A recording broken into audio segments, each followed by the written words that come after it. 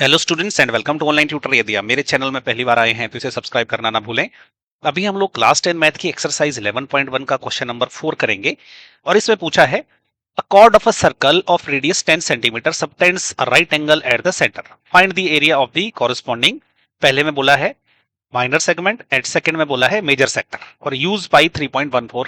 तो देखो इन्होंने हमें क्या दिया है, इन्होंने हमें एक सर्कल दिया है जिसका सेंटर है ओ पे और इसकी रेडियस जो है वो उसकी लेंथ है 10 सेंटीमीटर।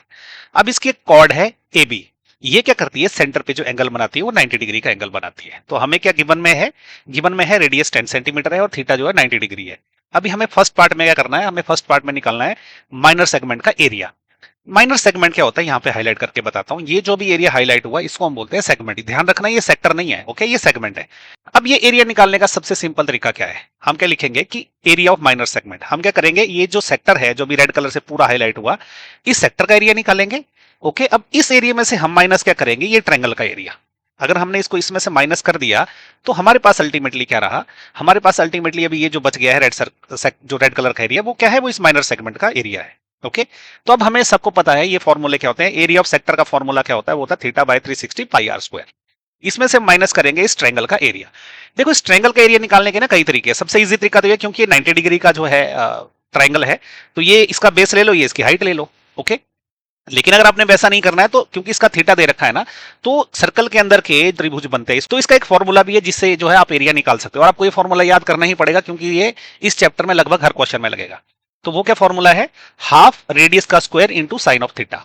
ओके, इस केस में थीटा 90 डिग्री दे रखा है और किसी केस में 60, किसी केस में कुछ और भी रहेगा। तो आप ये फॉर्मूला इसका डायरेक्ट याद कर लिए तो आपके लिए बहुत ईजी पड़ेगा।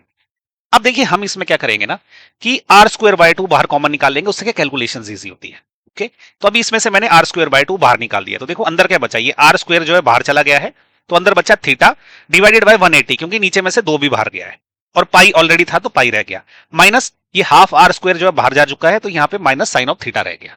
अब हम क्या करेंगे, वैल्यूज पुट करेंगे। आर की जगह क्या है 10 multiplied by 10 divided by 2, theta की जगह 90 है डिवाइडेड बाय 180 मल्टीप्लाइड बाय पाई की वैल्यू 3.14 है माइनस साइन ऑफ 90 डिग्री, क्योंकि थीटा की जगह जो है अभी 90 डिग्री हमने डाल दिया है। और ये वाला एरिया हम करेंगे रफ कैलकुलेशंस के लिए यूज। तो देखिए अभी क्या है 10 मल्टीप्लाइड बाय 10 तो 100 होता है, उसमें कोई ज्यादा प्रॉब्लम नहीं है। अब मैं क्या करूंगा ना, ये वाला जो है ये वाला पोर्शन जो है यहाँ पे सॉल्व कर लेता हूँ। ओके, यहाँ पे मैं इसको लिख लेता हूँ 90 डिवाइडेड बाय 180 मल्टीप्लाइड बाय 3.14। 90 और 180 को करें तो सीधे 2 से जो है वो कैंसिल हो जाता है। अब 2 से मैं 3.14 को डिवाइड कर लेता हूँ, 3.14 डिवाइडेड बाय 2 कर लेते हैं।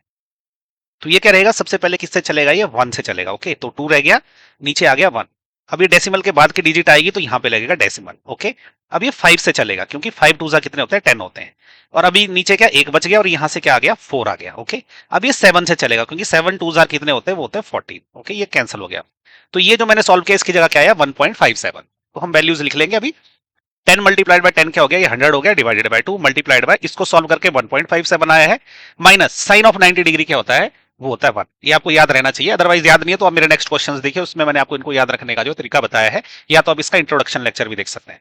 तो अभी क्या है 1.57 में से अगर 1 में माइनस कर दूं तो हमारे पास क्या रह जाएगा, हमारे पास रह जाएगा 0.57। ओके, अब 0.57 को जब मैं 100 से मल्टीप्लाई करूंगा तो ये 57 हो जाएगा। तो मेरे पास रह गया 57 डिवाइडेड बाय 2। अब क्या 57 को हम 2 से बहुत आराम से डिवाइड कर सकते हैं, इसके लिए कुछ करने की भी जरूरत नहीं, बहुत सिंपल सी चीज है, लेकिन फिर भी मैं आपके लिए कर देता हूं।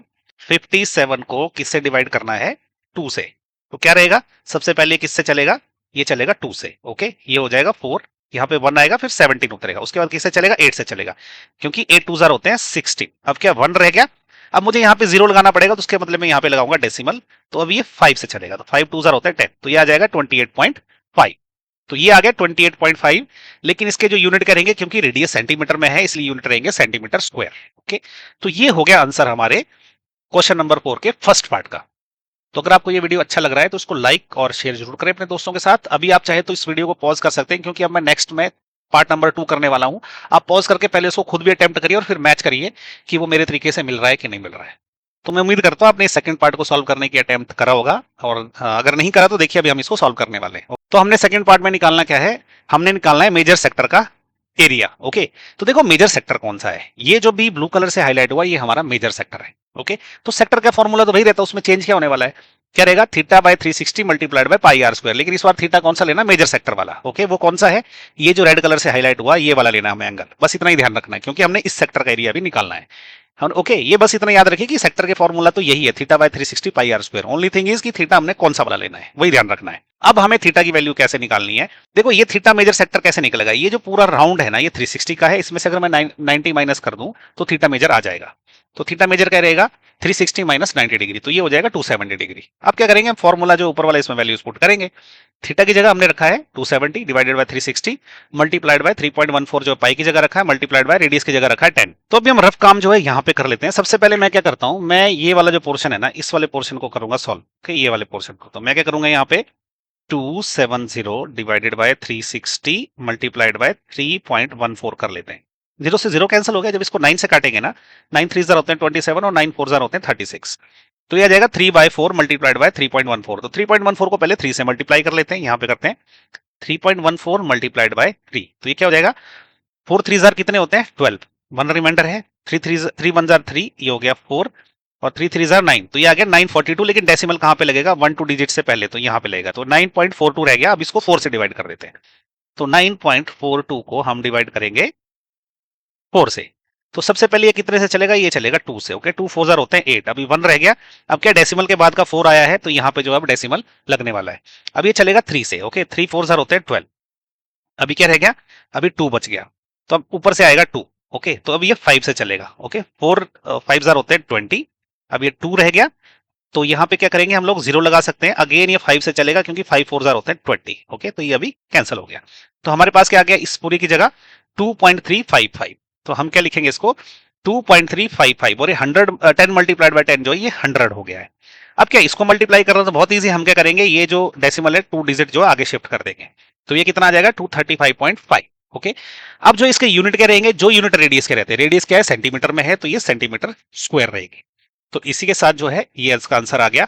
तो हमने जो एक्सरसाइज 11.1 का क्वेश्चन नंबर 4 भी सॉल्व कर लिया।